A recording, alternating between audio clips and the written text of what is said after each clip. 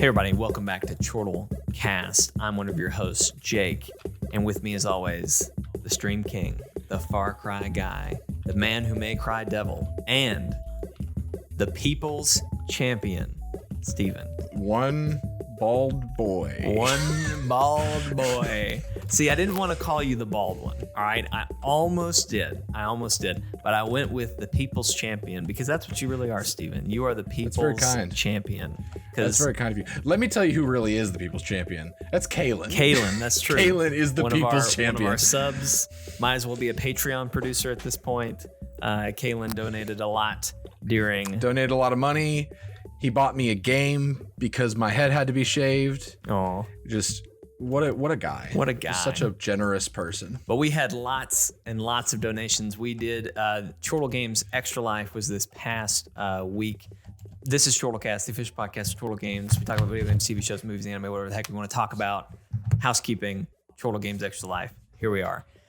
We did Extra Life, not this past weekend, but I guess almost 2 weekends ago now, which is crazy. Which is a giant 24-hour live stream that we do. We've done this for, I think I said 3 years now. We've been doing this for 3 years. It's a big thing. We love doing it. It's an awesome thing we get to be a part of. Basically, it's a 24-hour charity event where we're raising money for a local children's hospital. For us, it's here in Jackson, Mississippi, but it's a national thing. Our money goes to the one here, but you can take it wherever you want.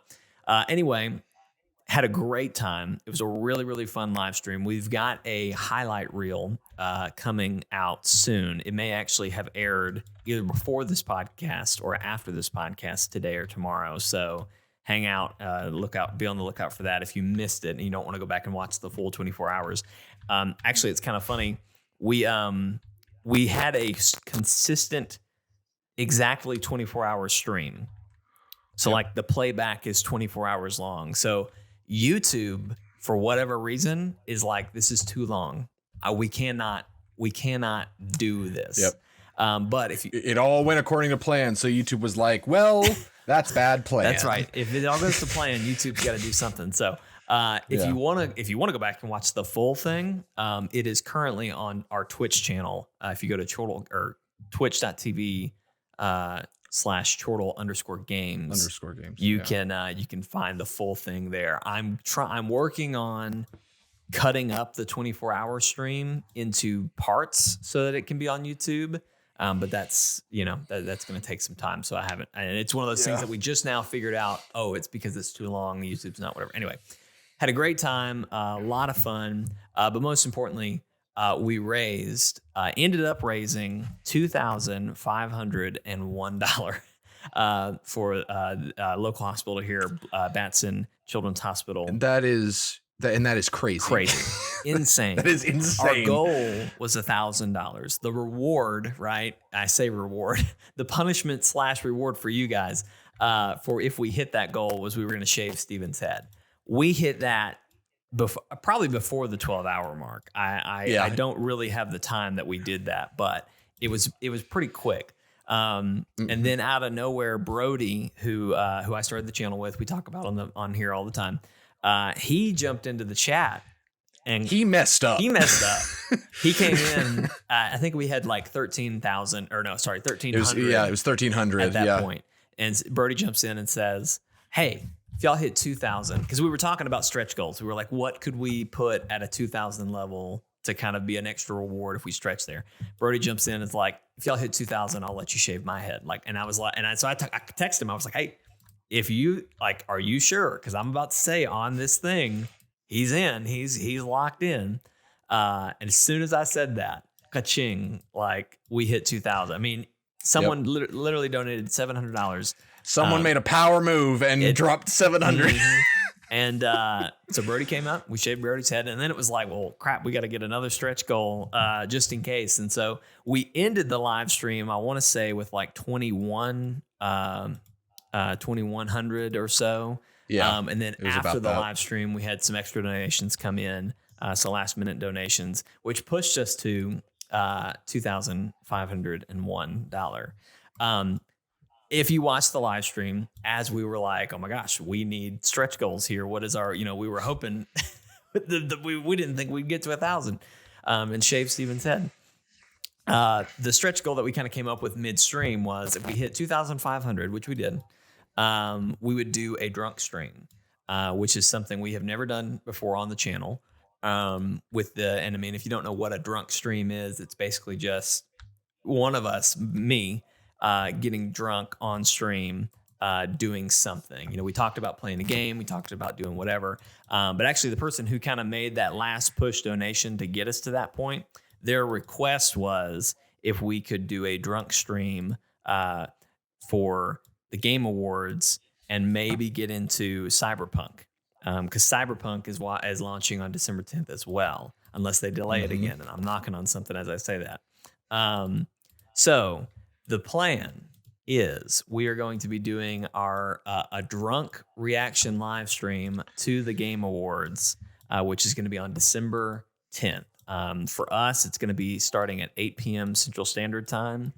Did we confirm that? Me and Steven are bad at time. I looked at it. That is what it's supposed to be, but you never know. You know, everyone has like those knowledge gaps. Jake and I both have the knowledge gap of time zones. Time zones we never hard. Remember. Hard. They're so confusing sometimes. I don't know why. But anyway, we probably will start maybe a little bit sooner if everything gets set up right.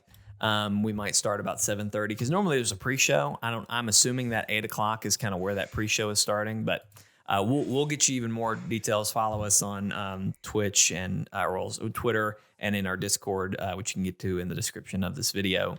And we'll keep you posted as we get times nailed down on when we're actually going to be able to start and whatnot. But that Game Awards is saying they're starting at 8, so we're going to aim to start around that time as well. The way it's going to work, it's going to be a drinking game, right?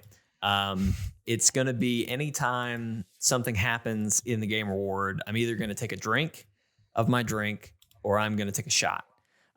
So shots are for things that like we know will probably happen, but aren't going to happen like all the time.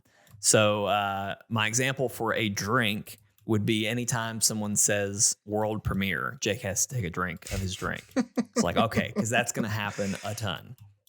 But my other example for like something that could be Jake takes a shot anytime Jeff mentions Kojima. So I would take a shot of something when that happens. So I'm going to look up I'm sure someone has already made a drinking game out of the Game Awards. So I'm probably going to look into some of those and pull some ideas, maybe customize it a bit for us. But if you listening or watching have a suggestion for like Jake takes 2 shots if the Muppets and the Goose show back up or something like that, you know, anytime a goose shows up, Jake takes a shot, something like that. Anything fun that you think would be nice. Or like Steven gets upset with a winner or something. Jake, take a shot. Every time Last of Us Part 2 wins something, take a shot. That's a great suggestion. So if you have anything like that, we can't guarantee that we'll do it, but we would love your suggestions. So yeah, we'd prefer Jake not die from this. Right. I'm going to be there to make sure he doesn't, and to laugh at him, and to make sure that the stream is functional. Steven is the designated driver of the stream. So the designated streamer. Jake's the ship. I'm the pilot. Right. Steven's the pilot. I'm the ship. All right. We're just going to all take a ride. It's going to be a good time. But we would love to hear any suggestions that you have.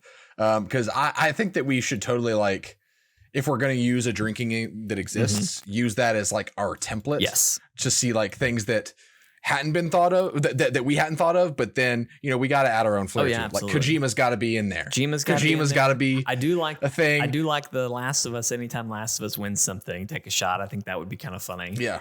I almost would be rooting against it at that point. I don't know. Anything you got. I think we'll take any suggestions we have, but it's going to be fun. It's going to be a good time. The catch here too. Now, the Kalen, who was the one that kind of made this donation to push it through, his original thing was, hey, do a Cyberpunk first impressions live stream drunk. Okay. Our thought, which is a great suggestion. Which we were already planning to do the Game Awards, so we kind of customized, kind of mixed it up. If the Game Awards ends early enough, right now we're predicting that it's going to end at 11 o'clock p.m. Central Standard Time. If that's the case, or if it even ends earlier than that, we will probably do at least an hour, maybe 30 minutes of Cyberpunk. And it will be me playing By that point, I'm probably going to be like just the furthest gone I've ever been in my life at that point.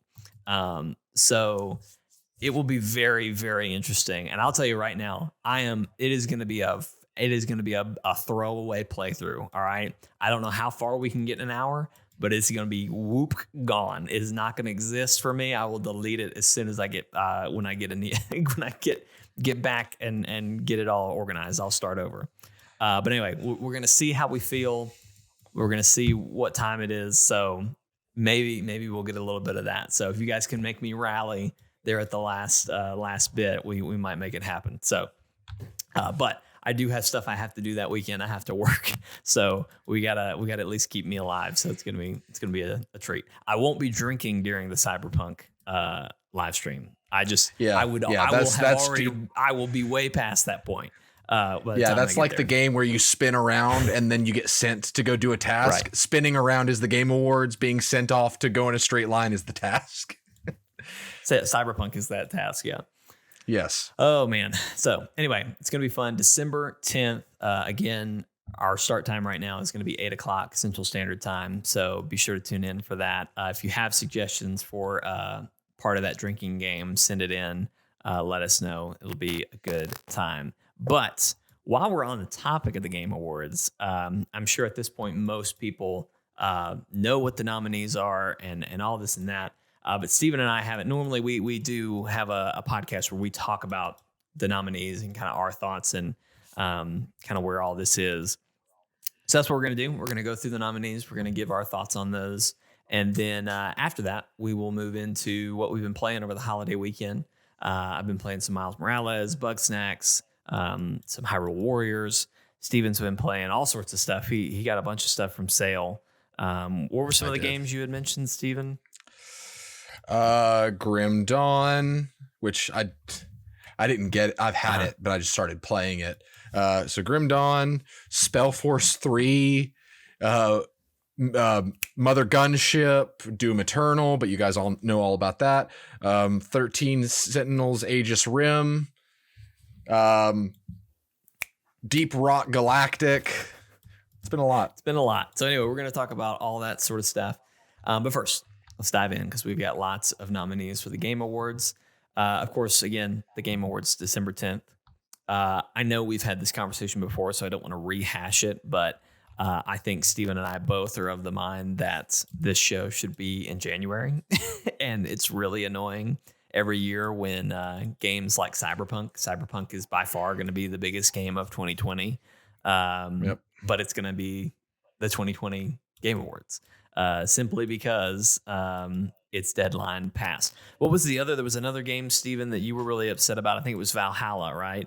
That it's nominated for stuff, but like it just came Valhalla out. And Miles Morales came out less than a week before nominations were announced.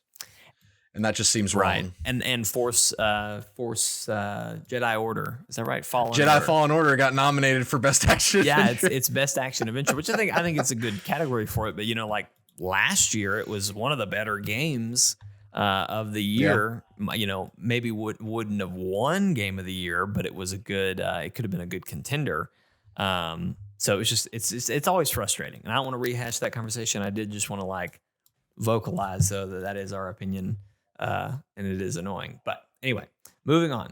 Best debut game. This is for the best debut game created by an independent studio. So their first game they've released.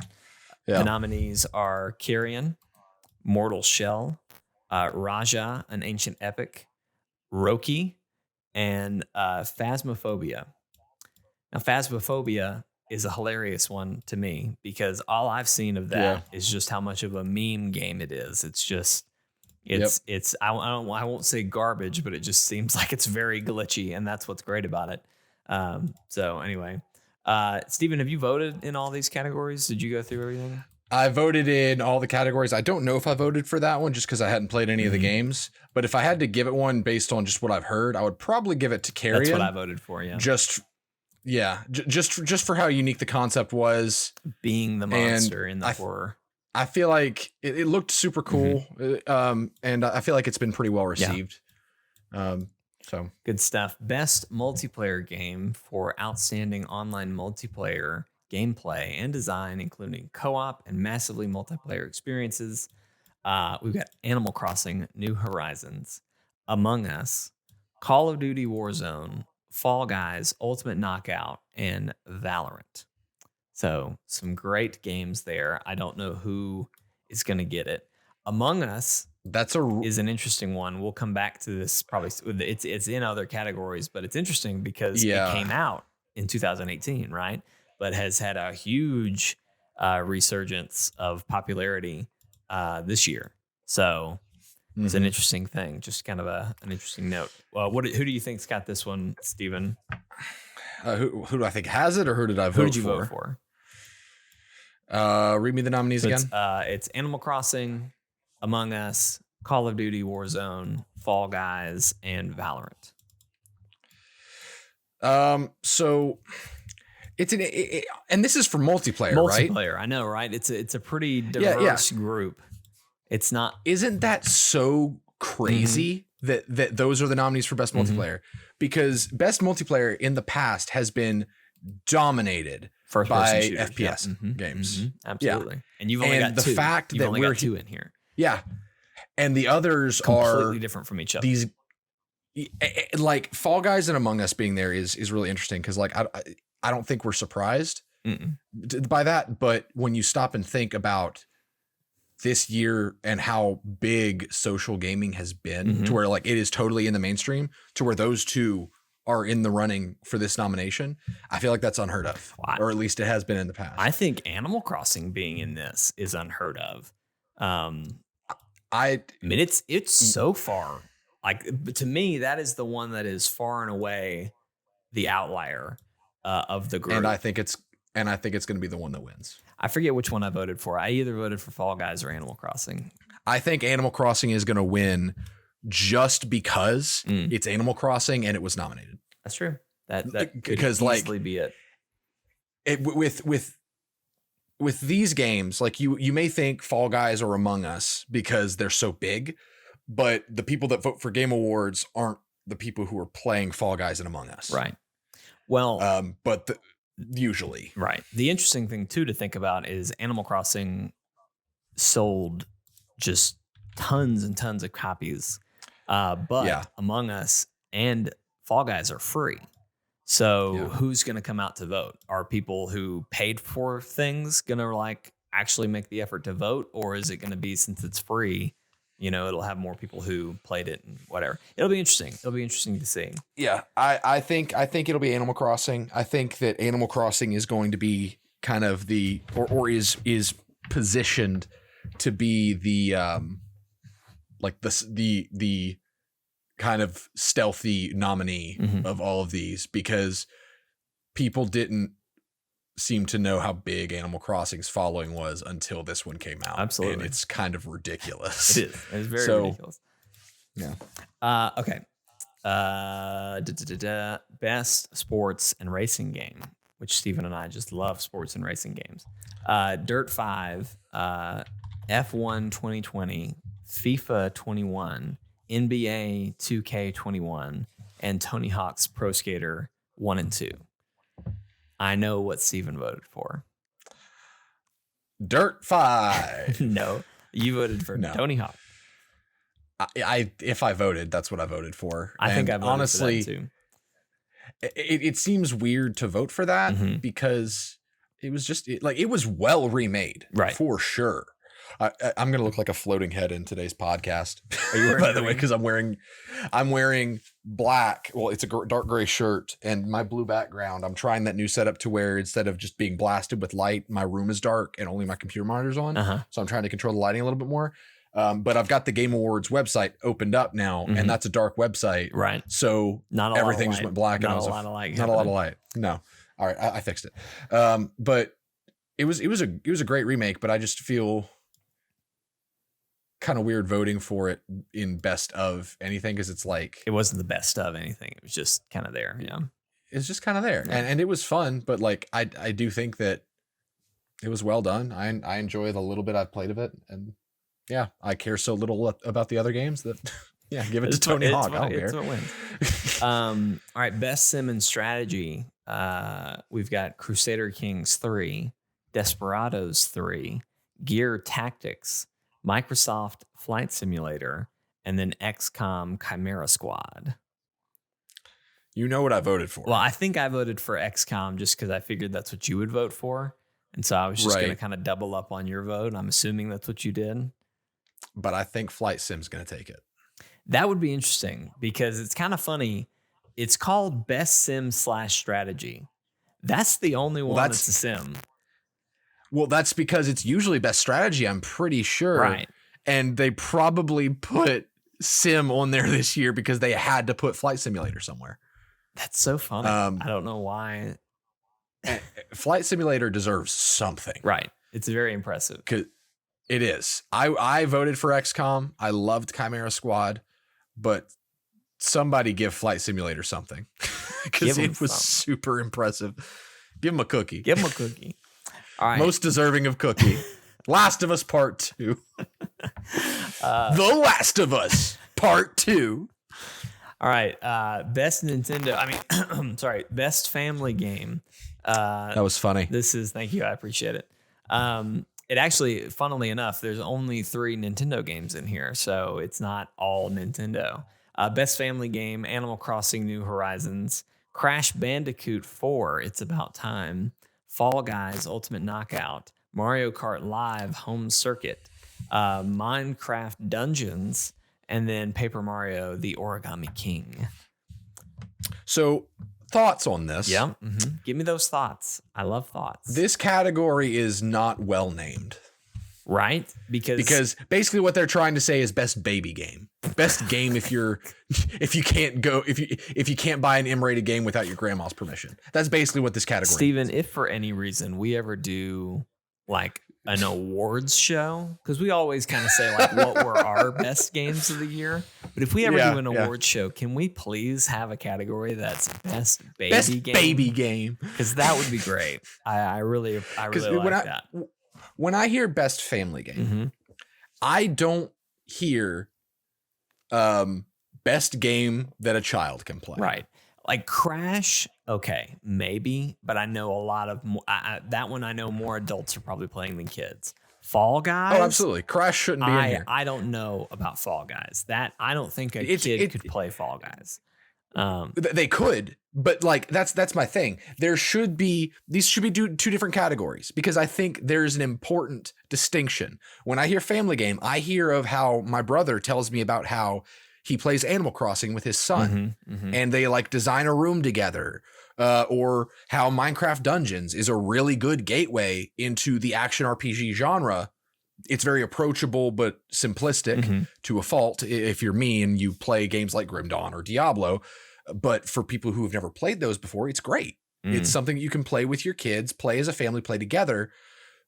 But Fall Guys, no.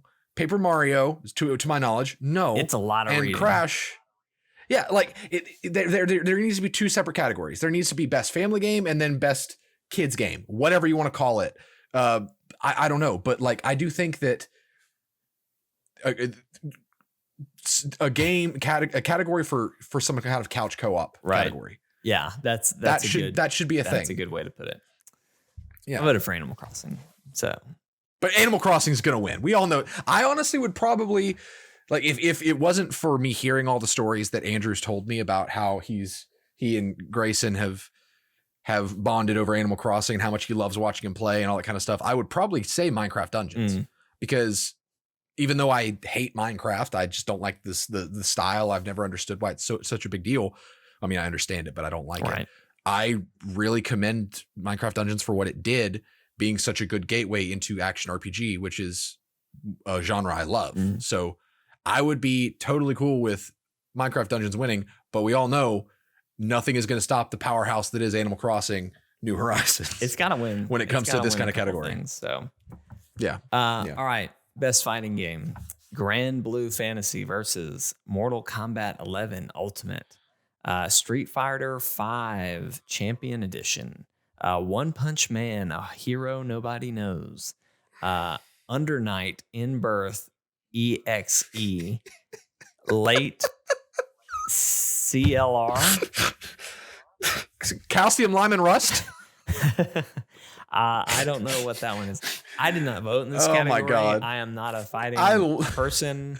I didn't recognize any of these. I almost One Punch Man. Let's just give it to One Punch Man. I almost gave it to One Punch Man because I liked season 1 of the anime, but I heard the game is not good. So I don't know how it's even in here. So Mortal Kombat's going to win. Probably. Like, there's no way that Mortal Kombat won't win that. It's the only one that matters. Next. Here's a good category. Not that these other ones haven't been good, but this is one that Steven and I can kind of relate into. Best role-playing game, Final Fantasy VII Remake, Genshin Impact, Persona 5 Royal, Wasteland 3, and Yakuza Like a Dragon. I personally voted for Final Fantasy VII because the remake, because I played that earlier this year because everything else got delayed. And I really, really enjoyed it and can't wait for the part 2s and 3s and 4s and 5s and whatever else they're going to have to do to get all the way through it. Genshin Impact should not be here. Fight me. Wow. See, like, come on. I enjoy Genshin Impact. It's fine. Mm-hmm. It is not a best of RPG game. It is a mobile game that either forces your wallet or forces your time. That is not best gacha. That is not what maybe.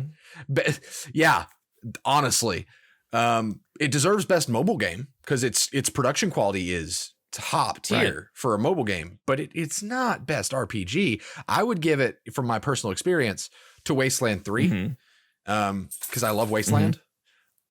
But Final Fantasy, I think, probably deserves it the most. Yeah, to me, it's between Final Fantasy and Persona 5 or Royal. Persona. Yeah, but I just know a lot of people that love Persona and talk so highly of that. So that's something that's on my list to play eventually. Yeah. So, but I personally hope Persona doesn't get it because isn't that kind of a re-release of Persona 5? It is, but I mean, so is Final Fantasy VII Remake. You know, it's right, but it's a different. It's the same game with basically some DLC and some improvements. It's the same story. It's a completely different game. Right. That's true. But yeah. Best action adventure. We've got Assassin's Creed Valhalla, Ghosts of Tsushima, Spider-Man Miles Morales, Ori and the Will of the Wisp, Star Wars Jedi Fallen Order, and The Last of Us Part 2. I voted for Ghost of Tsushima, I believe, for this category. But I tell you what, it was a hard pull between Ghost, Last of Us, and Miles for me. I almost wish Miles had been pushed to 2021, even though I know we've already talked about how annoying that is. But it's just, I feel like I don't know. The big hitters have already come this year, and so Miles getting its hat thrown in is unfortunate, I guess. And Jedi Fallen Order, I would have voted for that any other year. Valhalla's gonna win. It doesn't matter. Valhalla's gonna win. Oh yeah. There's no way. Yeah. There's no way. Okay. People are not. Okay. I tell you right freaking now, Steven. You want to make some drinking game bets right now? I'll throw this in. If Valhalla wins this category, I'll do 2 shots right there. You really made that easy for me. I had a whole like thing planned where I was gonna like bait you into offering drinks for nominations that are correct. You literally no way. With Ghost, and Last of Us, there's no way. There's no way. Just watch. And not to mention Jedi. Just watch. Jedi Fallen Order could sneak in. No one cares about Jedi anymore. I don't know. I care. I don't know. It could sneak in. There's no way Valhalla wins it. But I will take 2 shots. If Jedi Fallen Order wins, I'll take a shot. If Jedi Fallen Order wins. I'll take that bet. All right. New deal. Right now. This sucks for you. No one else. Every category win that I'm correct in, Jake takes a shot. Okay. All right. We'll have to back up and get that solidified. I will give you my submissions. I will have them in writing. Okay. I will. Maybe that'll be a fun pre-show banter. We can go through all the categories again and see what Steven has selected. Okay. All right. Take a shot for any category that Steven is right. Now, what if I agree with your choice? That probably won't happen too often. Well, I mean, like best family game. Like I think I would say Animal Crossing. You're saying Animal Crossing. Yeah. Anytime you're right and I'm wrong, that's what we should. That's fair. What we should boil it down to. Anytime you're right and I was wrong. That's fair. So I am not going to give you my submissions.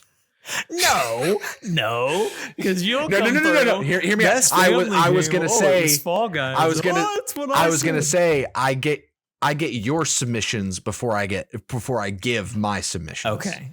So that means live, I'm not going to go first while you're over there with your note card, just like what we need scratching to do, out your answers. What we need to do is in the pre-show, we need to go again and make a final tally and say, Jake says this, Steven says that. And I'll give my answer first. Yes. I'll give my answer first. And then you can say, no, I agree with that or I disagree with that. And then we can, once we're in the show, we've got a list and it's here we go. Okay. All right, I'm fair enough. I'm good with that.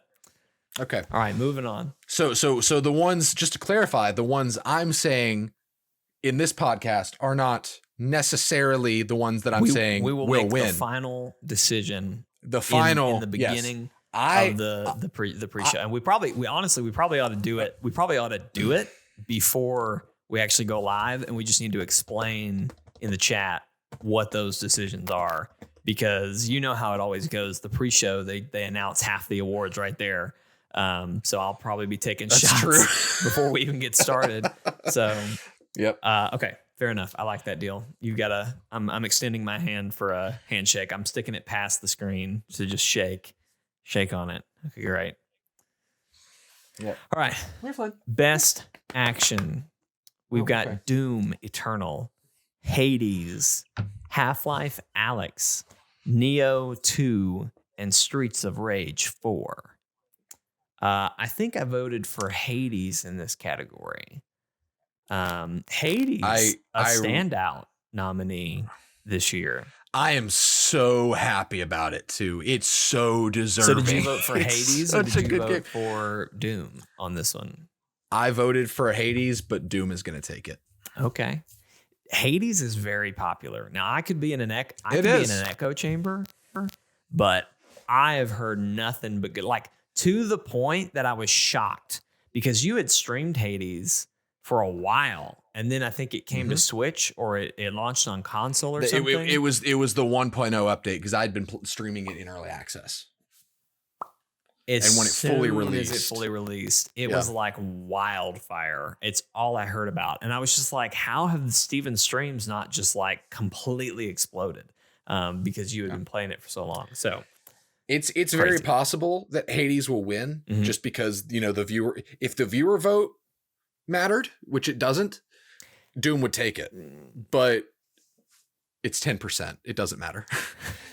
But because it's critic choice, basically, Hades may honestly take it. Come here, Flynn. Come here. I think it could be. Innovation in accessibility. Wait, we got puppies here. We got a puppy. Flynn's on camera. Hey, buddy. Got a Flynn cam. Say hi. Say hi. Hi. Okay, hi, you can Flynn. go now. That's all.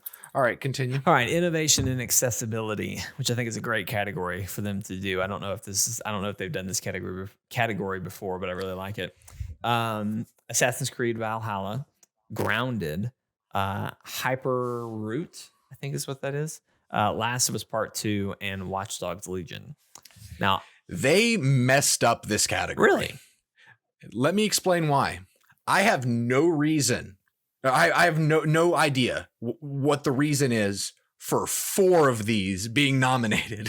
and I say that not to say that I think they're undeserving, but I literally don't know why they're nominated. I would love to know why, which is why I think that in this category, they should have given what accessibility deemed that worthy of nomination. Right.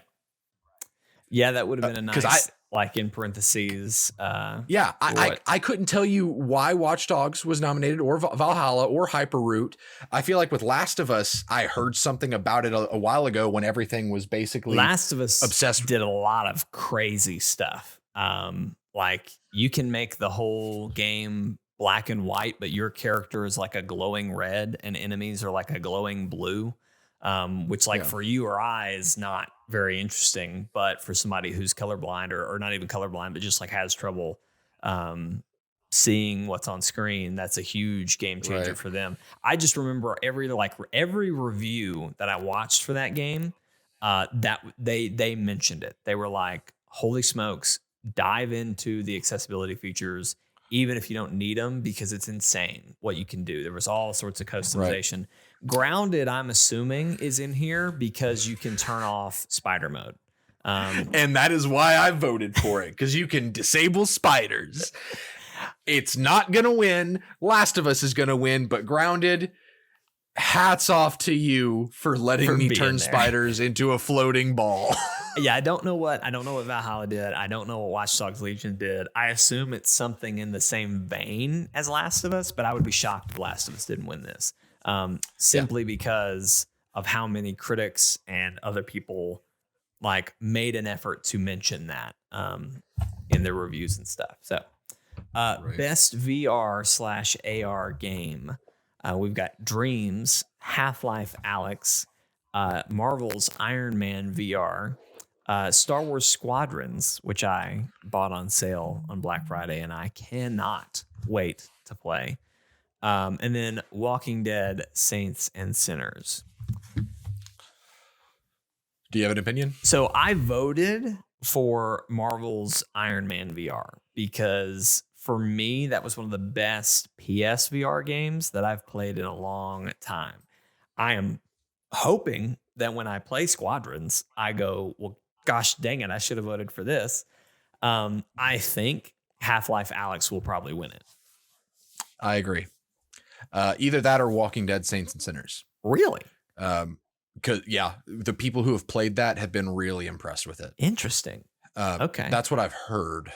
Because Andrew played it, he's really big into Quest titles. And he loves it. That's the one that I'm like, what is this? Why is this here? Like this must have just been another VR game that was around. So no, it's apparently really good. Gotcha. And honestly, this is probably the best VR category I've seen. Like as far as best VR game. Yeah. All of these in their own right, or so I've heard, are great games. And they're all doing something a little rather different. Right.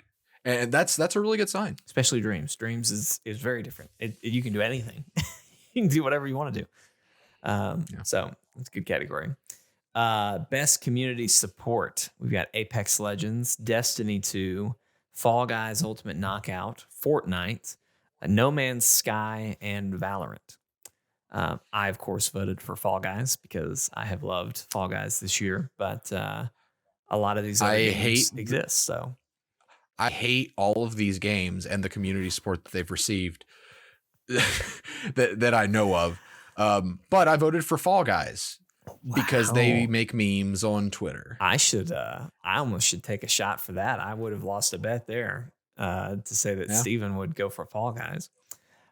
Best mobile game. We've got Among Us, Call of Duty Mobile, Genshin Impact, Legends of Runeterra, and Pokemon Cafe Mix, which I have no idea how Pokemon Cafe Mix got in here.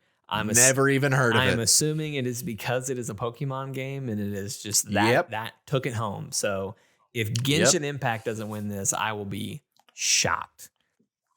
It's Among Us could win it. Among Us could easily win it, but I don't know.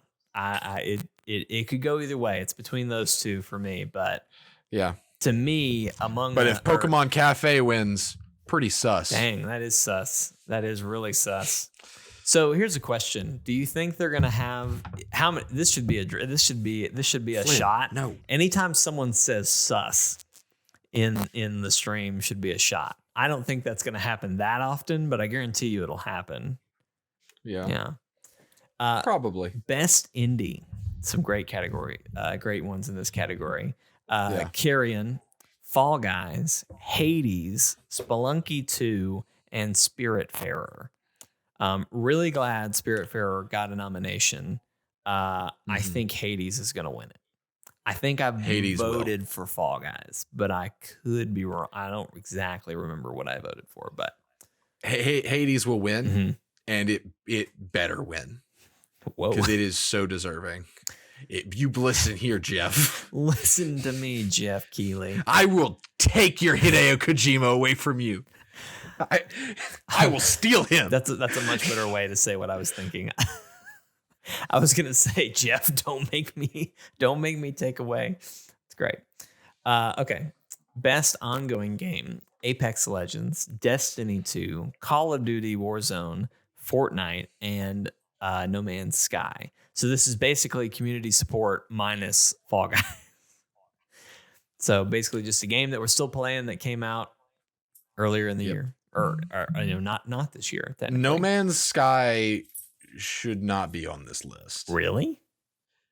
Yeah, because best ongoing game implies beyond just free updates.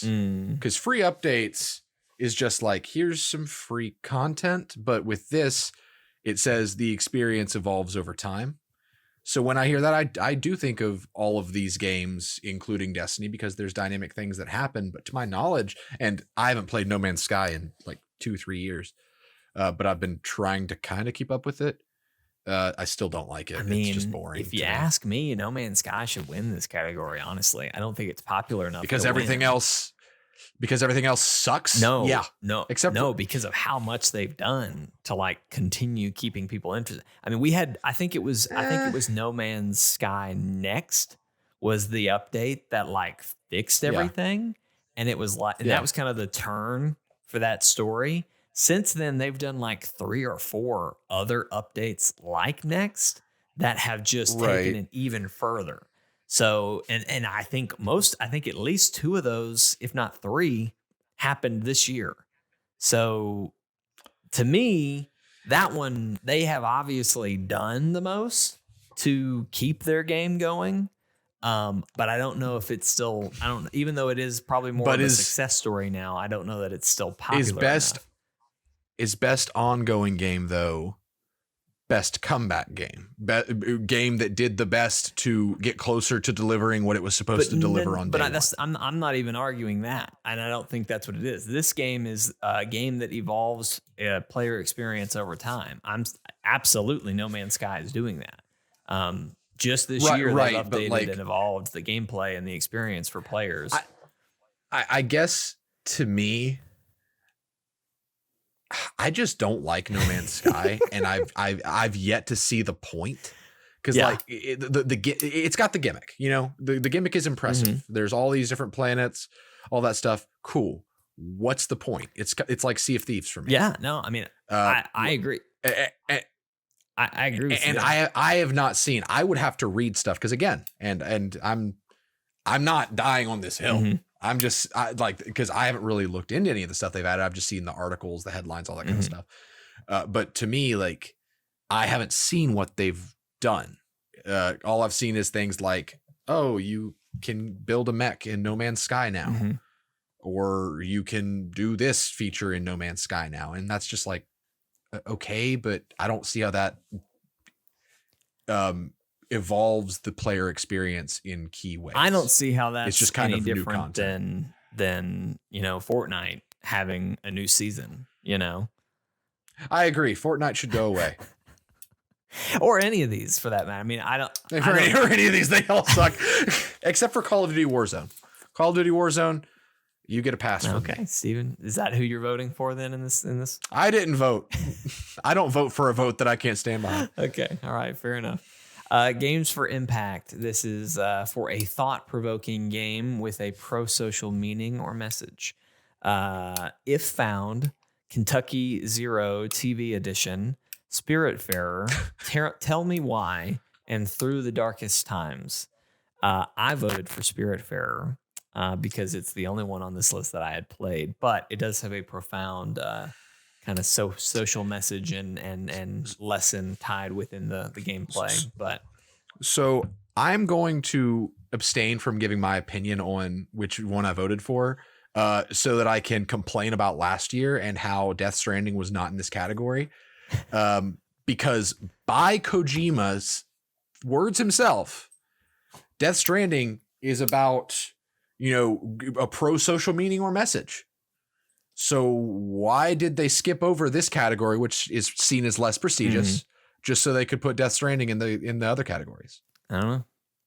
I'm assuming they want to get like an indie for this is what they're aiming for. But like, I don't know if Tell Me Why is technically an indie, but maybe it is. It's not. It's a part of the Xbox Game Studio. It's not indie. Yeah. I don't know, Steven. It's because Jeff Keighley loves Hideo Kojima. That's why. Right. And he would not be caught dead with his best friend being anything less than Game of the Year. Steven just goes, he would not. Best performance awarded for the best performance in voiceover acting, motion capture, blah blah blah blah blah. We've got Ashley Johnson as Ellie, Laura Bailey as Abby. Oh man, I'm gonna mess this up. Daisuke Suji. Thank you. As Jin Sakai from Ghost of Tsushima. Logan Cunningham as Hades in Hades. And then Najee Jitter as Miles Morales from Spider-Man, Miles Morales. I think I actually voted for Miles Morales, Najee Jitter for this one. Wow. I thought he did really good as Miles. Like, as I started the game, I was like, how's this going to be? What am I going to do? And I just really liked Miles the whole time, like to the point that I was kind of like, I don't necessarily miss Spider-Man. Like at first, like the first hour, and I can talk about this later, but I was missing Spider-Man's like quips, at everything he was doing. And I thought Brandon Urie did not Brandon Urie. Yuri Lowenthal. I thought he did a great job with Spider-Man, and I think he's a great Spider-Man. But I don't know. This guy just brought something to Miles that I really, really enjoyed. So my second would have probably been Laura Bailey as Abby, just because of how much she made me turn a coin on my opinion on Abby. But I also half expected Troy Baker to be in this category for Joel, but he should have been on there for Bruce Banner. He was a fantastic Bruce Banner. He was really good for that. Now, Steven, I have not played Hades, and I know you talk so highly of it. Logan Cunningham for Hades, is it really that good? Is his performance that good? I was surprised that Hades was the one nominated and not Zagreus, which is the main character. Zagreus, right? That's who you play as, and he is voiced by Darren Korb, the guy that does the music for all of Supergiant's games. And so there's a whole history lesson I could go through here, but Logan Cunningham basically has been one of Supergiant's go-to voice actors ever since Bastion, which was their first game. And he did Rux, which was the old man that narrates the whole game, which is an amazing performance. Like, oh my gosh, such cool voice work. That was his first job in voice work ever. And the only reason he got the job was because he was Darren's roommate when they were making the game. Right. And he recorded his lines like in the corner of his bedroom. That's really cool to me that Logan Cunningham came from the humble beginnings of Rux in Bastion to nominated for best performance as Hades. So that's this guy? That's this guy. Okay, cool. Yeah. And so I'm like, bravo. That's fantastic. I would love if he got it. But, and here's where he and Laura Bailey kind of lose the vote for me. With Hades, there's no mocap. It's voice work, and a lot of it is with Hades, especially. I feel like a lot of it was pretty processed. But I do believe that Logan Cunningham could reach those lows by himself. Right. Laura Bailey did not mocap, to my knowledge, for Abby, so she does not deserve to win. I was going to say, I mean, to get to the point of who do we think is going to win. I mean, I think far and away it's going to be Ashley Johnson, and I think it's going to be Ashley Johnson. I think she absolutely deserves it too. As much as I hate Last of Us 2, Ashley Johnson should probably win this. Yeah, because she gave as far as I've seen, great mocap performance, great vocal performance. She did voice lines. She sang too, didn't she? Like she did basically everything that you can do in a performance for a video game. She deserves to win. She should. Daisuke did a really good job as Jin, but he's not going to win because he probably seemed really flat and uninteresting to a lot of people. Yeah, I don't think the reason he's not going to win is not by any problem with his performance. I thought he did a great job. I just think the narrative, unfortunately, was not as dramatic and didn't have as much range for him to work with. But that's the thing, is that it felt intentional to me. Like the kind of the flatness of the characters and the story, because that's just kind of samurai. Yeah. Like that it felt like it's inspiration, you know? And so I thought he did great. He did exactly what he needed to do. It's just unfortunate because Last of Us and with Ashley Johnson, we see so many highs. We see really happy moments. We see really sad moments. We see really emotional moments. Like there's a lot happening with that. Whereas in this one, I feel like it's constant with him in Ghost of Tsushima. It's all serious. It's all business. It's all, what's next? How can I help? And regarding, just so we don't dwell, regarding Najee Jeter, I'm sorry. I mean, again, I'm pretty sure I voted for him. I think it was between him and Laura Bailey for me. But I was not impressed with Miles Morales based on what I've played. Not to say he's bad, but I got a Ellie vibe from him. And by Ellie vibe, I mean, we just talked about how good Ellie was, and now I'm saying how I don't like him because he gives me an Ellie vibe. To me, Miles was much more of a background character. How far have you gotten in Miles Morales? I am like at least 2/3 of the way through it. What is the last story beat you remember happening? Friend just found out. Friend just found out. Okay. All right. To not do spoilers. Yeah, no, I understand. I understand what you're saying. Okay. All right. I don't, if you already have that opinion at that point, I don't know that it'll change, but I do think it gets better from there on, but I understand. Like he's fine. He's a good Miles Morales, but Miles Morales as a character is just not that interesting to me. And so like his performance wasn't, it's kind of the Daisuke kind of thing where he did what he was supposed to do, but like what he's supposed to do is not a character with as many dimensions as Peter Parker. To me, he's got nothing on Yuri. And that's because Yuri is given a much more large emotional gauntlet that he can go through. Like with Spider-Man, with Peter Parker, I laughed, I cried, I cheered on with him. But with Miles, it's just kind of like, okay, yeah, I'm with you. I chuckle occasionally. I don't really emotionally connect with him yet, just because there hasn't been those hard hitting moments, I guess. I don't know. Like it's everything that I've experienced with Peter, I guess, but on a much smaller scale to where it's just kind of like, yeah, okay. But with Peter, like the scene with Aunt May towards the end of the game, I bawled at that scene. I have not come anywhere close to that with Miles.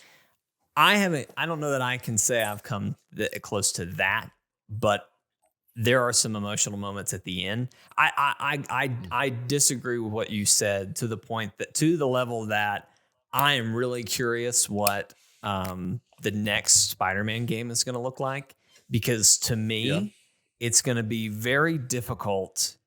I'm really interested to see what they're going to do, because at this point, I almost care. I don't know that I can say I care more about Miles's story, but I definitely can say if we go into the next Spider-Man game and I understand that probably whatever we do, we will probably play as Spider-Man and Miles Morales. But honestly, if it's just a Spider-Man story or a Peter Parker story, rather, I will probably be upset. And I really am curious how they're going to balance this going forward, or if they're just going to continue to do kind of solo split games. Like maybe Miles is always in the Peter Parker game, but then he'll have his own thing later. I don't know how they're going to do it, but like for me personally, I will be upset if we don't get more Miles like we have here, where we're telling his story. I really am curious how they're going to go forward with it, because I don't want it to just be Peter Parker anymore. I need to know what Miles is having with him. But I understand that. I understand that. It's the opposite with me. Like if we don't get any more Peter, I'll be disappointed. I mean, just because it's the best Peter's ever been. I'll be disappointed if we don't get more Peter as well. I think what I'm saying is I'll be equally disappointed if we don't get more Miles too. So yeah, I could go either way. I would miss him, but I don't think I would want to play another solely Miles led Spider-Man game. See, I could absolutely, but. All right, we've dwelled long enough on that. Excellent performances by all of those people. Let's get into one that you and I we kind of toss back and forth a lot. Best audio, let's start there. Doom Eternal, Half-Life Alyx, Ghost of Tsushima, Resident Evil 3, and Last of Us Part 2. I'm pretty sure I voted for Ghost of Tsushima for this one in audio design. Yeah. I voted for Ghost of Tsushima. Last of Us is going to take it, and I'm okay with that. This category I'm always unsure who to vote for in these two categories, because the next one is best score and music: Doom Eternal, Final Fantasy VII Remake, Hades, Ori and the Will of the Wisp, and Last of Us Part 2. So I voted for Last of Us Part 2 here because I think it has the better score, but I think the sound design in Ghost was better, if that makes sense. I imagine, Steven, that you voted for Hades. If you're going on score, which is that's what this is. It is best score and music. Well, I mean, again, we always argue about Remember, Death Stranding was nominated because it had so much licensed music in it. Remember? And we had this conversation back then where it was like, I said, why is this even nominated? And you said, because it had a lot of really good soundtrack music.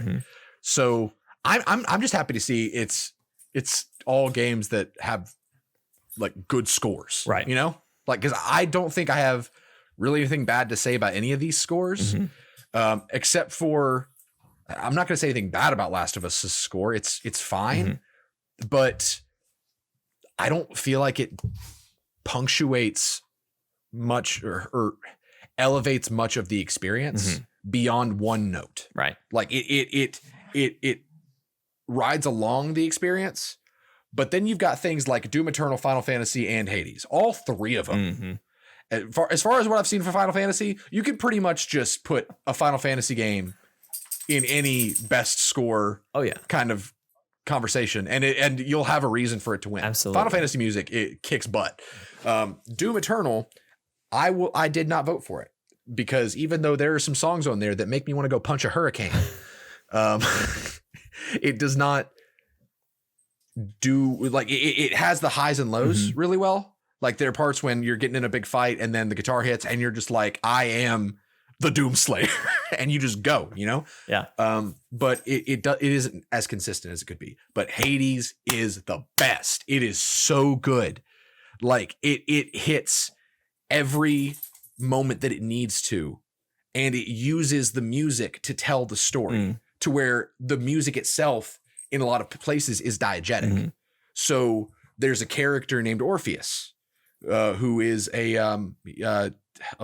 bard the right word? Poet, I guess. Poet would probably be the better word. Who writes music and has a lament that is in the soundtrack that is also in the game. And there's another girl named, I don't remember her name. It's some complicated name, but she's voiced by Ashley Barrett. And she has a song that she sings when you are in her realm, and it's kind of like a peaceful moment because you go through the door and you hear her humming and you're like, oh, thank God she's here.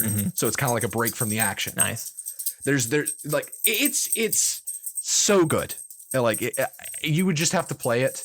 To me, it does exactly now. Like it's come. You should totally play Hades. It is the best roguelike game I have ever played. Just all things considered. It's got a fantastic story. It's got fantastic music, great characters. Flynn, I'm sorry. Minnie, could you not? She keeps scratching her neck. Hey, buddy. Hey, Flynn's here again. But no, you should totally go play Hades. Hades has my vote on best score music. No doubt about it, but Last of Us is going to win because there's no justice. Best art direction: Final Fantasy VII Remake, Ghost of Tsushima, Hades, Ori and the Will of the Wisp, and Last of Us Part 2. I forget if I voted for Ghost or for Final Fantasy VII. Those are the two that it's between for me. Why don't you talk for just a minute about the one you think you voted for and why, so I can put these dogs somewhere else because they're driving me crazy. Excellent. Cool. BRB. For me, Ghost of Tsushima was just such a beautiful game. And there were so many moments that like I would literally stop gameplay and mess with the photo mode and do all this stuff just because of how beautiful it was. And while I don't know if that's anything new or like exciting, it stood out, I guess is what I'm trying to say. And so while it's nothing crazy or out there, it looked really good. And then kind of the same tune for Final Fantasy. Final Fantasy, like certain cutscenes, everything just looks so real and so beautiful. It was hard. I mean, it deserves recognition, especially when you think of what it took, the framework that it took, and how much they've elevated it. It's really, really good. Back. Steven, I'd love to. Did you vote for Hades in this category as well? Would you say it's got the best art direction? No, I didn't. Okay. Did you go Ghost as well? I went Ghost. Also, Minnie is with me. Say hi to Minnie. Hi, Minnie. Say hi to little Minnie. Hi, Minnie. There you go. You may leave. I voted for Ghost because you gotta give something to the team that has a game that mirrors realism, right? Yeah, but is still the most colorful game in the category. Yeah, that's what I was kind of saying is like it's nothing. They didn't do anything crazy. I mean, now if you take into Legends into account, there is some fantastical stuff there.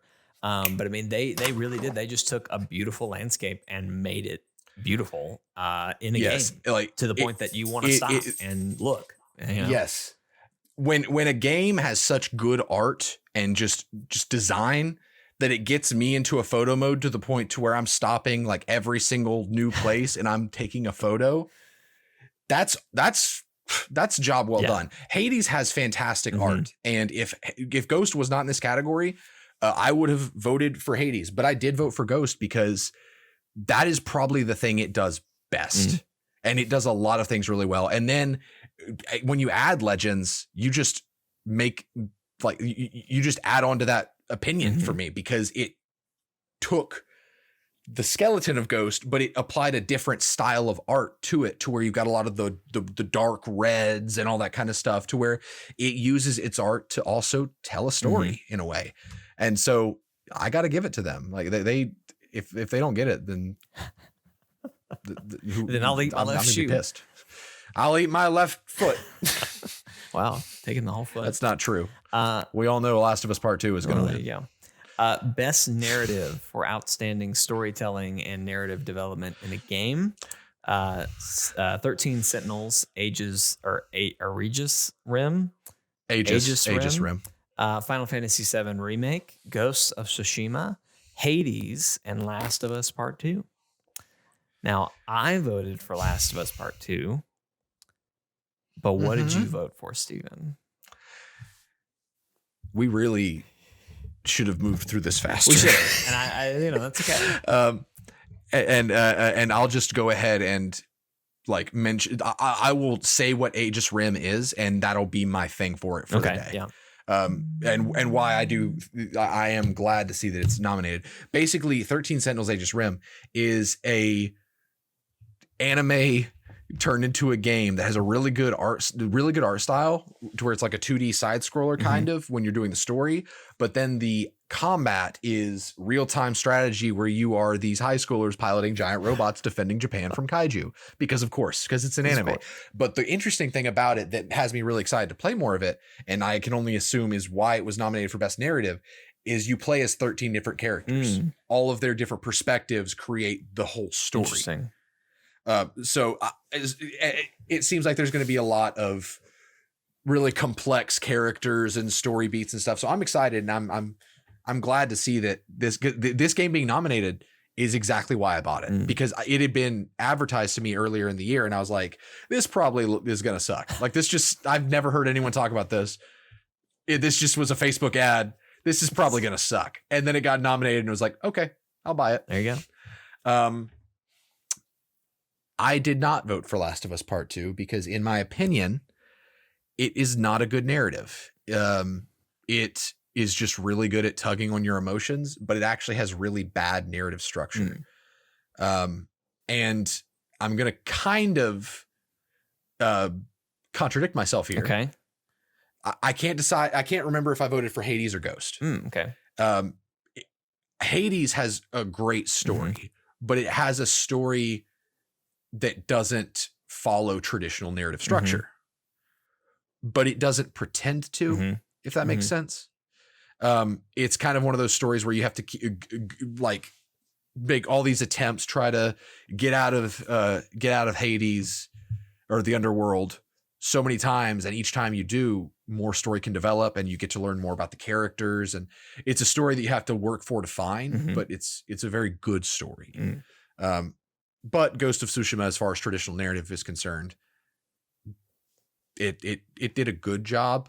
Yeah. But it just wasn't very memorable. See, and that's why I didn't vote for it there. I think it's a great narrative. I think it was a good story. I just don't think it's the standout. Like, to me, it was really between Final Fantasy VII and Last of Us, which again, those are two of the group that I've played.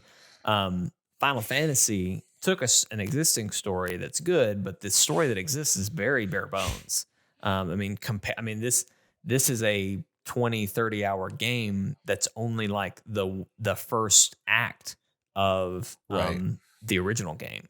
And so there are story beats and characters who are in the other game for a minute and are in it to the very end in this section. So there was a lot of stuff happening there. But then for me too, I understand that you don't like the narrative structure in Last of Us, but I liked the characters and I liked the story that they ended up telling. And I thought it was told well, even if, maybe it's not perfect. But anyway, that's where I voted. And that's probably what's going to win either way. So it's going to win. There you go. Best game. We've only got two more. So best game direction. Final Fantasy VII Remake, Ghost of Tsushima, Hades, Half-Life Alyx, and Last of Us Part 2. I think I again voted for Ghost of Tsushima in this one because I really like the direction they went. I just like Sucker Punch games, and I just like how they do their games. And I think when you add in Legends to this one, I want more games like that, where you have an excellent single-player experience that then gets turned into a multiplayer experience. That while I don't know how long the legs are going to be on it, but we had a great time with. I have no complaints other than I wish there was more. Whereas other titles, I feel like I have lots of complaints, and I'm saying I need more. So I'm just super satisfied with that. So anyway, that's why I picked it for game direction. So for me, this was tricky. Right. It was between Hades and Ghost. Because Ghost of Tsushima, the design is great. The direction that it took in how it takes a grounded, for the most part, realistic approach to samurai culture and while being inspired by samurai cinema. Just everything that went into it is just very impressive. Then you add Legends and how it feels like its own thing, but it's not. But it's connected but separate in ways to where it fits, but it's its own thing. That was really confusing. No, I get what you're saying. But then you have Hades, and Hades took all these concepts that someone really should have made a game by now, but didn't. And they made a game that had me, as soon as I played it, being like, how has no one thought of this before? They took that, but they made it what seemed like such a stupid, simple idea. They made it have so much personality. And they gave these characters that we've heard of over mythology, they gave them a unique personality. Like they made them basically cartoon characters in a good way, to where like you see them and you know everything you need to know about them through that one frame of expression that they have in their little like profile picture when they have dialogue. Right. So the question that I have to pose myself when voting for this one is, do you give it to the developer that was able to so appropriately recreate realism, or the one that so creatively reinvented mythology? And that's a really hard one to decide. But I think in the end, I did give it to Hades just because it was a more cohesive game. Yeah. I get that. Just all things considered. But it was really tough between Hades and Ghost. But I think I did give it to Hades. Of really tough decisions, we're at the last category, the game of the year. We've got Doom Eternal, Final Fantasy VII Remake, Ghost of Tsushima, Hades, Animal Crossing New Horizons, and Last of Us Part 2. No, you said it wrong. Animal Crossing New Horizons and The Last of Us Part 2. Yeah. Pissed me off. I think, I'm curious what you're going to say about this, Steven. I think far and away, Doom Eternal should not be on this list. It shouldn't be. That's the one that surprises me the most. I don't know how it got on here. I'm not saying it's a bad game. I'm just saying all I ever heard about it was complaints, and that it wasn't as good. That it the other one was better. It was very divisive. Yeah. So I'm shocked. It's not a bad game, but it's just not a Well, it's been a light year. It has. I mean, Animal Crossing is on here. So, I personally, and I know I've listened to a lot of other podcasters and stuff talk about how when you talk about game of the year, and like to me, and I'm not saying this is what the Game Awards is, but like to me, game of the year is the game that you enjoyed the most this year, that really made a difference for you this year. And I think due to unfortunate circumstances working out great for a game, Animal Crossing came at the exact right time. If it had been a month later or a month earlier, it would not have been, I don't think, nearly as successful as it was. It came right on the cusp of this COVID shutdown starting. And suddenly it was an opportunity for people to connect digitally. Obviously, we had tons of other options, but Animal Crossing hit at just the right time. Oh, I can go to such so-and-so's island, blah, blah, blah. And suddenly things took off from there. Now, I think blah, blah, blah. I think also Animal Crossing had a huge fandom that was ready to dive straight in and have a great time. And I really enjoyed it. For me, I voted for Ghost of Tsushima. And, spoilers for when we get into our personal, mine and Steven's game of the year for 2020. That Ghost of Tsushima is going to be mine for my number one game of the year. For me, it is the game that I enjoyed the most this year. I was pretty sure of that when I played the single player. Legends just sealed the deal for me. It was by far one of the most fun multiplayer games that I've gotten to play this year. If it was in best multiplayer, I would have voted for that. So I hope it wins. That's what I voted for. I will be surprised if Last of Us, to be honest, I don't know what direction this is going to go, because the only one that I'll be shocked if it wins is Doom. If Hades wins, I won't be surprised. I'll be blown away and just like, wow, kudos to that. I've got to play this game now. You know what I mean? If Animal Crossing wins, I'll be shocked that it actually pulled it off. But like, I can see it go in that direction. I think obviously if Ghost or Last of Us wins, those are kind of the typical Game of the Year winners anyway. I wouldn't be shocked there. Final Fantasy, I think, would be interesting just because it was so early in the year. And it being a remake, I don't know. Remakes don't always win Game of the Year. So I don't know. Where are you sitting, Steven? Did you vote Hades or Ghost? I'm assuming that was between those two for you. I voted Hades. Okay. At first, I was going to vote for Ghost just because it is the game I've played the most out of these. I like how that rhymed. Yeah. Thanks. But just everything that went into Hades and how like I have been playing it this year, but also last year. Because, and this is a note for Hades that I forgot to mention, this game did early access the best of any game I've ever seen. Hands down. And so like, to me, I do think it was a game that delivered the best experience across all creative and technical fields. It did everything it sought to do the best out of all of these games. Yeah. It had the fewest missteps. And to me, I hope it wins. I think it should. And I hope it does, because what a story for indie developers. Oh yeah. For a game that is from a studio that was originally like 8 people, something like that. Winning Game of the Year, and they've got a reputation now. Right. They're well known, but like for such humble beginnings to come along with a game that was early access and to pull that off would just be awesome. Yeah.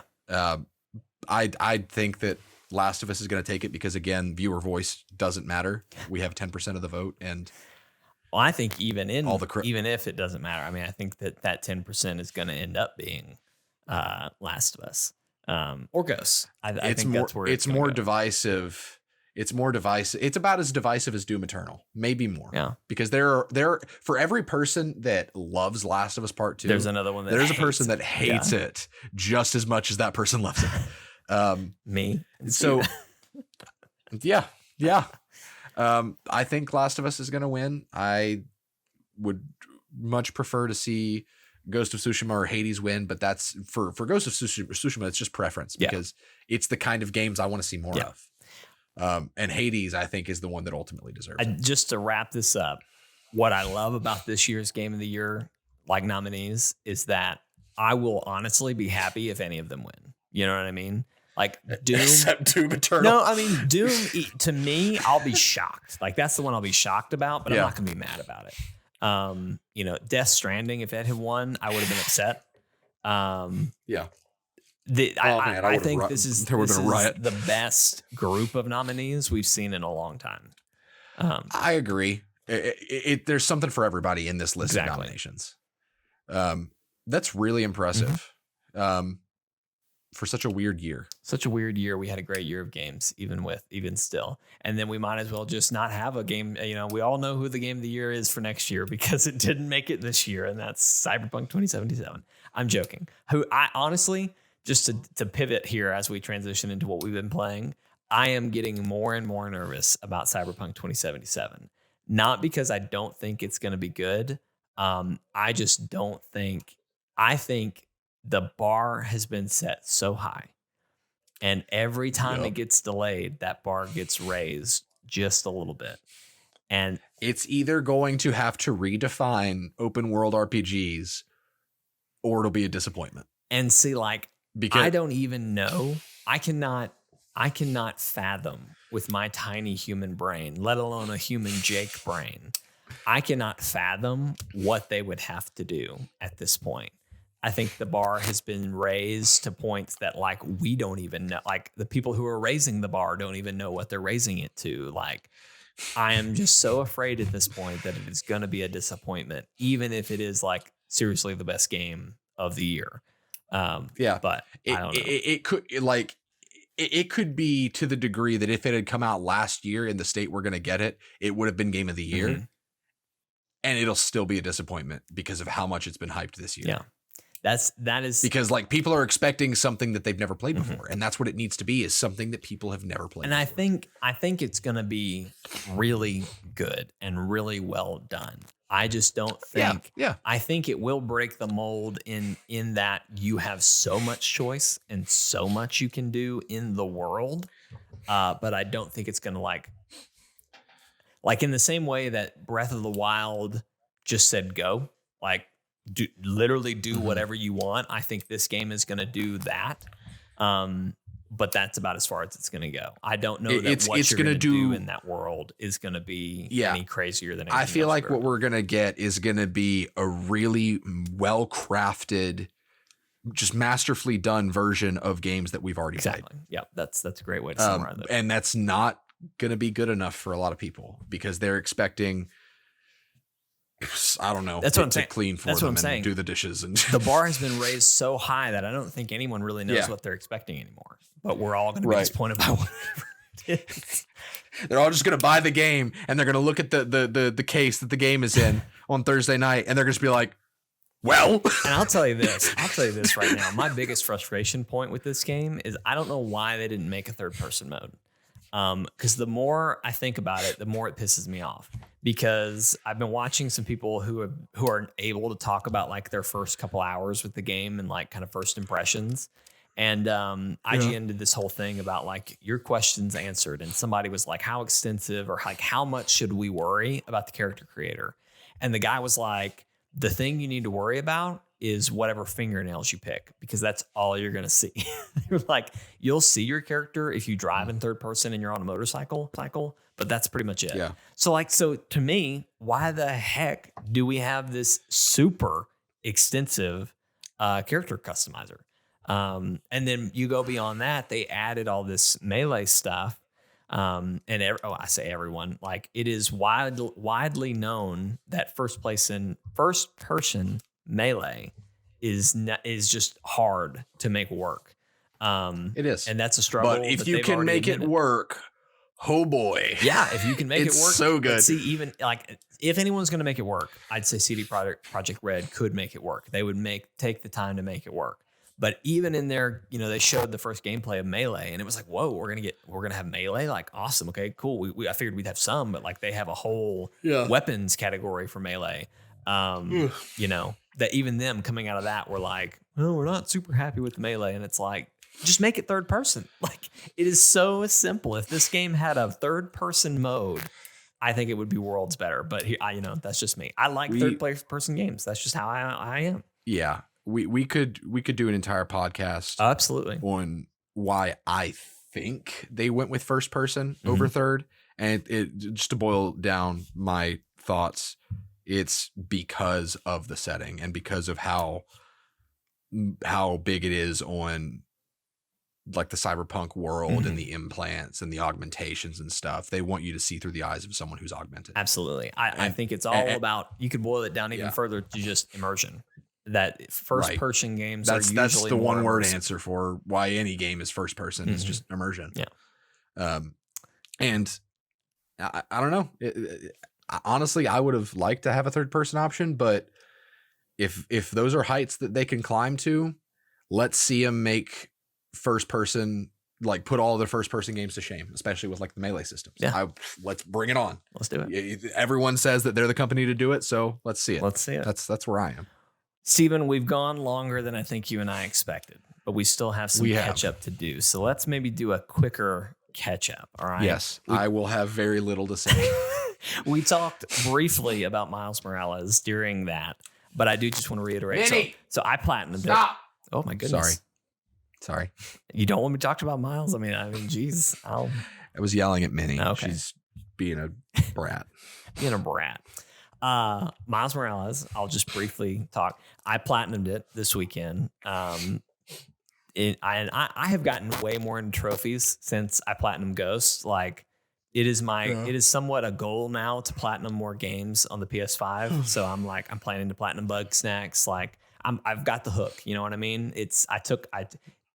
Ghost was my starter drug. Okay, and now I'm hooked. Platinumed it.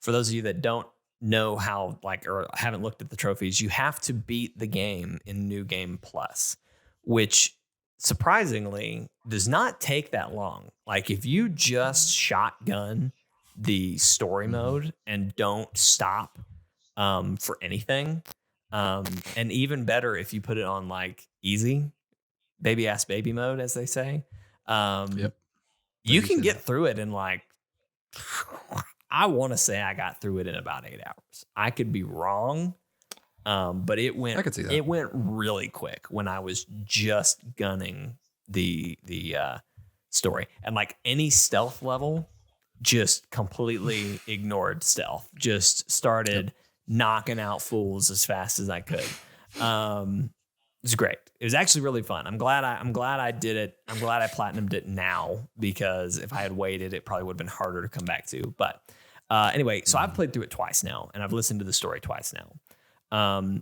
I really, really enjoyed it. As I already said, I really liked Miles. But to boil down my thoughts entirely, if you liked Marvel's Spider-Man on PS4 and you want more, play Miles Morales. There is no reason to skip out on it. I don't, obviously Spider-Man, obviously Miles has more, or has different abilities than Peter Parker. And those are cool. But I don't think it's any more drastic than some of the equipment that Peter Parker has. One of the things I missed the most playing this game was a gadget where Peter, it was like a web bomb or something, that the web bomb. If you shot a web, it would instantly hit a target, and if they were near a wall or a pole or anything, it would immediately web them to that, and they were out. I missed that so much with Miles, but I made do because I had lightning powers. It's a lot of fun. It's great. If you liked Spider-Man, play this. Absolutely. And even for people, Steven, you kind of mentioned in there about how, you're not connecting as much with Miles. It's not that you don't like him. It's just you like Peter Parker more. If you want more Peter Parker story, there are bits and pieces sprinkled throughout this. It is definitely Miles' story, but the end cutscene sets up Spider-Man 2.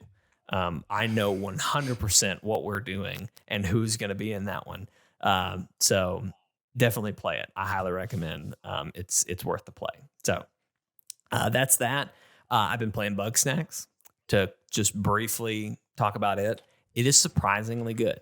I kind of mentioned this to you during Extra Life, Steven, because I played it for an hour or something while you were working on something or doing whatever.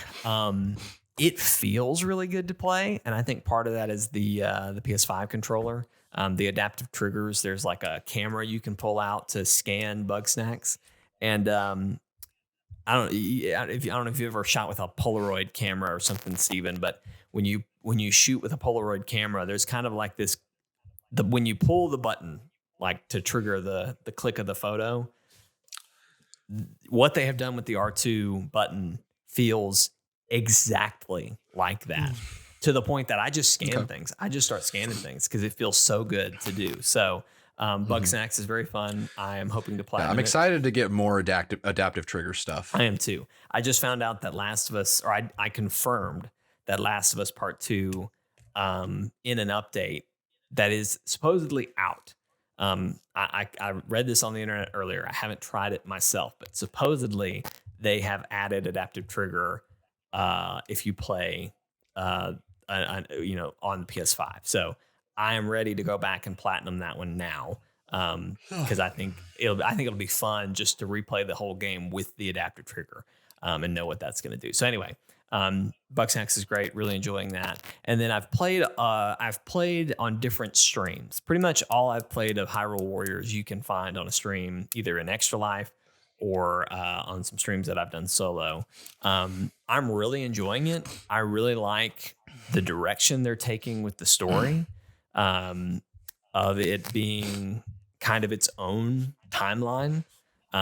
It is not what happened before Breath of the Wild, but it is an offshoot of what could have happened before Breath of the Wild, which is, I think, is a really important distinction that I'm kind of glad they made, because if they hadn't made that distinction of, hey, this is definitely not canonical, I think people would have argued about it and been upset about it. But now that we know, hey, this is its own timeline, then they can go crazy and do whatever they want to do.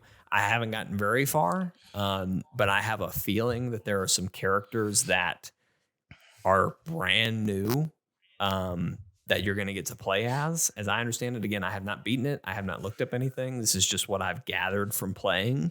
I imagine towards the end, there are going to be some characters that get unlocked that I frankly can't wait to play and learn more about. But anyway, very good. Very good stuff. Steven, you played a lot of stuff. What you got? What you want to talk about? Doom Eternal. Yep. I got it on PS4, or I'm sorry, well, yeah, PS4, but it's PS5 compatible. So I've been playing it on my PS5. Mm-hmm. It was $20 for the Black Friday sale. So I was like, you know what? Sure. Why not? I feel like it's more of a console game anyway for me. So I picked it up and I'm enjoying it. I do not like it as much as 2016. Right. Same reasons as before. It's overcomplicated for a Doom game. But Vortex, who is one of our Doom experts on the channel, he's my guy in the chair when I play Doom, as I say, because he gives me advice on how to play the game. But he made the argument that like the overcomplications help you experience the whole game more. Like running out of ammo more quickly makes it to where you use all the guns. Mm-hmm. And that's a fair point. So I see both sides. My preference is to play the game the way you want to play it. Right. Yeah. My preference is not the way Eternal does it, but I still enjoy it. And the soundtrack still slaps. So that's what matters. That's all that matters. Yeah. I've been playing a little bit of 13 Sentinels. I'll have more to talk about that at a later time, probably, because I've barely touched it. Been playing a lot of Mother Gunship, which is a roguelite where you play as a guy in a like a mech suit of armor that is fighting through these various ships trying to get to the Mother Gunship defending Earth. And you find gun parts along the way and you can craft your own guns. And Jake, if you did not watch any of the stream that I did, you should, because the gun crafting is literally, there are 3-part categories. There are barrels. There are like connectors and there are mods. Okay. When I say barrel, I mean the barrel determines what the gun does. The connector determines how many slots are available to attach, and the mods just change the stats. Okay. So if I put a connector that is shaped like a boomerang, kind of, it's got a three points on it, I could put 3 miniguns on it. Wow. Okay. Or I could put another 3-point connector on each one of those sides and then have like a 9-point connector that has 9 miniguns on it. If I wanted to, or I could do some rocket launchers in there, maybe a shotgun if I feel a little sassy with a shotgun. Feel a little sassy, okay. So what I did was I ended up making, just as an example, I ended up making where the guns covered up almost my entire HUD on the outside, to where I had these lunchbox looking things that fire like a laser blast kind of thing, like it's slow moving but hard hitting. So I had a bunch of those lined up with a bunch of long arm connectors to where I had it going up the right side of my screen, and then I had it going on the left side of my screen, and then my left hand gun went up the left side of my screen. So it was just guns everywhere. It's a lot of fun. That's the game that Kaylin bought me for as a thank you for my suffering of getting my hair cut. So Kaylin, thank you again. I've been really enjoying it, and I hope you guys on the channel have been enjoying the little bit that I showed. And I definitely am going to play it more on the channel when the time comes. It's just stupid fun. Very nice. Titanic hated watching it because he was like, "No, this is wrong. This isn't how guns work." So I got a good kick out of that. You know what I mean? Just have fun with it. Just make it rock. That's what my psychology professor, who was a complete moron in college, said on a project that she didn't give proper instructions on. She ended her email of like all my questions with, "Just make it rock." Just make it rock. Okay, I like that. Yeah, very nice. But yeah, I've been playing a lot of stuff. I'm not going to talk about Grim Dawn because I'm hopefully going to be playing it with people at some point. And so once I've actually played the co-op, I'll have more to say about it. That and Deep Rock Galactic, both of them. Those are the PC games that I've been playing a little bit. But yeah, Black Friday had a lot of really good sales. The Steam sale for fall is still going on, as far as I know. And if you have a PC, there's some good deals. There's a lot of how good, this goes. If you play games on PC, yeah, it's that time of year. There's a lot of good games on the PSN store that are for sale right now as well. Yes. So World War Z was $8. Dying Light was $10. Like even stuff like Ghost of Tsushima is on sale. Squadrons again, that's where I got that one. So there's a lot of big. The Division 2 Warlords of New York was $8. Yeah. Please get it so I can play it with somebody. Some good stuff out there. So I can't recommend it though. But yeah. I can't recommend it, but please play it with me. Well, if you like The Division, like just the gameplay, then I can recommend it. But if you're looking for a game with developers that aren't complete morons, then don't get it.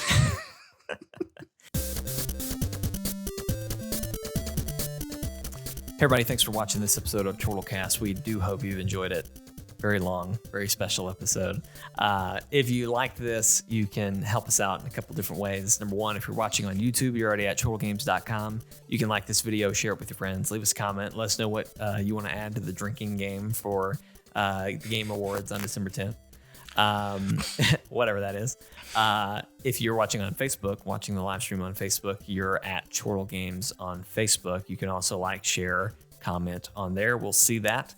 But we also, the podcast goes to those two places and, of course, Apple Podcasts.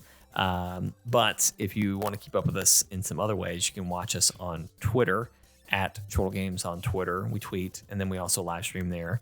And then we're also on Twitch, twitch.tv/Chortle_games if you want to watch us there. Again, that's where you can watch the 24-hour live stream of Extra Life until I get it on YouTube and I get the highlight up. That's all the places you can keep up with us. You can also keep up with us at the Discord, which you can get to in the description of this video. We will have, just to talk about this week, again, podcast isn't the only thing we do. The podcast airs every Monday at 12 o'clock Central Standard Time. But we do live streams throughout the rest of the week. This week, we will probably have a co-op live stream Thursday. Not sure what that'll be. We'll look at something. Maybe it'll be Risk of Rain again. We had a great time with that. I would totally be cool with Risk of Rain. That might be worth it. I'm itching to play the captain. Because I was about to say, we didn't actually do a run as the captain, right? We unlocked the captain and then we messed around with the captain, but then we moved on, right? Yep. So we didn't actually. That sounds like a good plan. Yeah, I'm good with that. Unless something pops up that we're like, oh wait, no, we got to do this. We'll probably do Risk of Rain. So look forward to that. I will be covering the stream on Friday. I may put it up to a vote, or I may just do Bugsnax. So we'll see where we land with that. You either get a vote or you get Bugsnax. You either get the vote or you get Bugsnax. So I may just put 3 options for Bugsnax, Bugsnax. So you mess with the vote, you get the snacks. You get the snacks. Saturday we will not have a live stream because I will be shooting a wedding. Probably. And Steven will be running a Christmas program. So unless something goes horribly wrong or horribly right, we will not have a live stream Saturday. So just be on the lookout. We will be, of course, we're going to have a crazy week next week. So be sure to stay tuned for all of that madness. But the other thing you can look forward to this week, probably it's already live or is about to go live. We will be posting a highlight reel of the 24-hour live stream this week. So be on that lookout for that. I'll post it on YouTube. So go to chortlegames.com if you want to see that and catch up on all the craziness that happened. So it was a lot of fun, and the highlight is hilarious. Kaylin helped edit that. Yeah, he did edit that. So I'm very excited to see y'all's reactions to it. So that's going to be it for this week. Thank you guys for listening. Steven, thank you for talking. and giving your opinions, and for your shaved head. I heard the sarcasm in that. Thank you. You can't hide from me. You can punish me later. Don't forget December 10th at Game Awards. We will be doing a drunk reaction live stream, 8 p.m. Central Standard Time, December 10th. There you go. Thank you guys for watching. We'll see you next time. Bye. Bye.